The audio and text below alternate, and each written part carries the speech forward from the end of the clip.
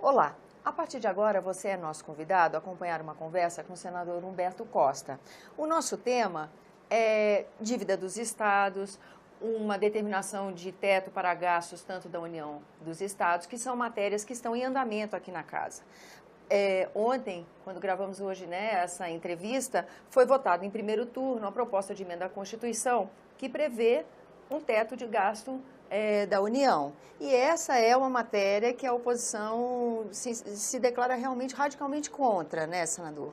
E, pelo visto, vamos agora no mesmo caminho, na sugestão de uma gestão da mesma forma para os estados, não é isso? Sim, nós fomos radicalmente contra essa PEC 55, porque ela condena o Brasil a um processo de estagnação econômica de 20 anos. Nós vamos ter um congelamento dos gastos públicos por 20 anos, o que vai fazer com que nós reduzamos significativamente os investimentos públicos, os gastos públicos, especialmente na área social, e com certeza isso vai aprofundar o quadro de recessão, de desemprego que nós estamos vivendo hoje.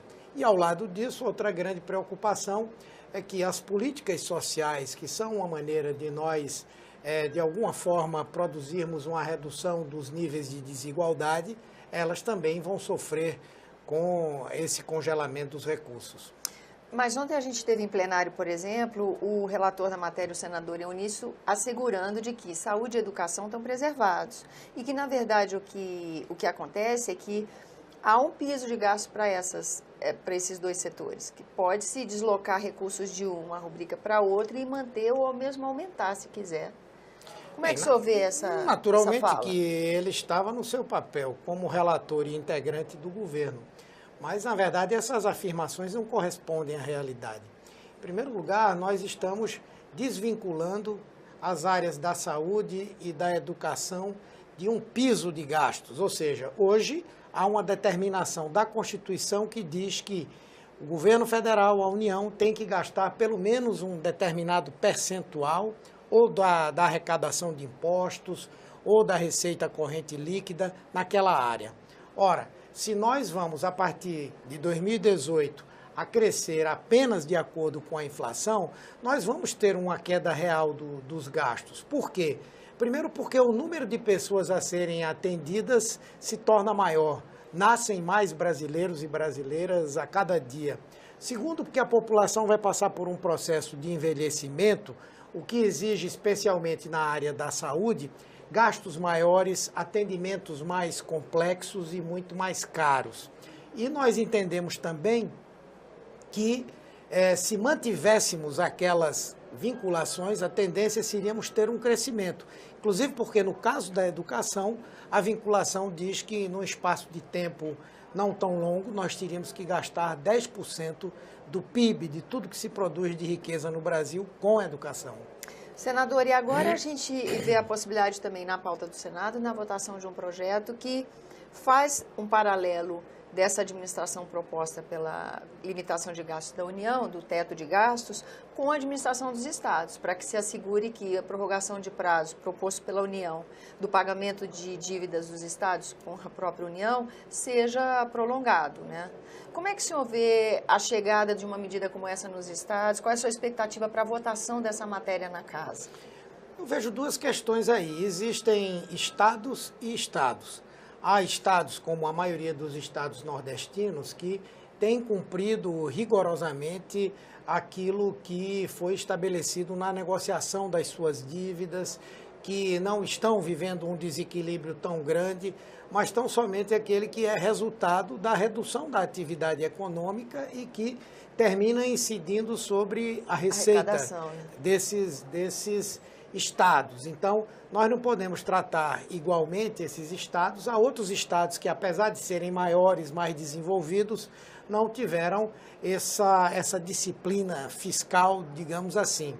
E, por essa razão, nós não podemos baixar um pacote ou cobrar desses estados que eles tenham o mesmo tipo de postura. Até porque, se o governo federal já não vai investir e se o governo federal já vai gastar menos nas áreas sociais, se os estados agirem dessa maneira, nós vamos chegar a uma crise muito mais grave do que aquela que nós estamos vivendo hoje. Então, o que é que nós achamos que é importante? Respeitando-se a autonomia dos estados e dos municípios, que nós também não podemos impor isso aos estados, né? Que se construa um entendimento, um acordo, onde o governo federal possa repassar recursos por intermédio desse processo da repatriação ou de outros mais, que trate diferentemente os que cumpriram a sua tarefa e os que não cumpriram e, ao mesmo tempo, não exija que eles fiquem proibidos de investir e também de gastar em políticas sociais. Começa aqui uma movimentação pela remodelagem do Pacto Federativo. O senhor acha que isso é uma possibilidade, ao se discutir temas como esse?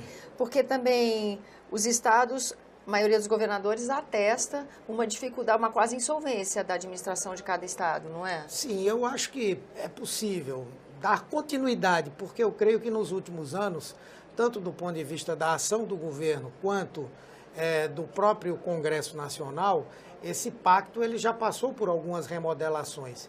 E eu creio que a mais importante delas, que é fundamental, inclusive, em termos de uma reforma tributária, é que nós possamos avançar para uma política de unificação do ICMS, que é o imposto estadual.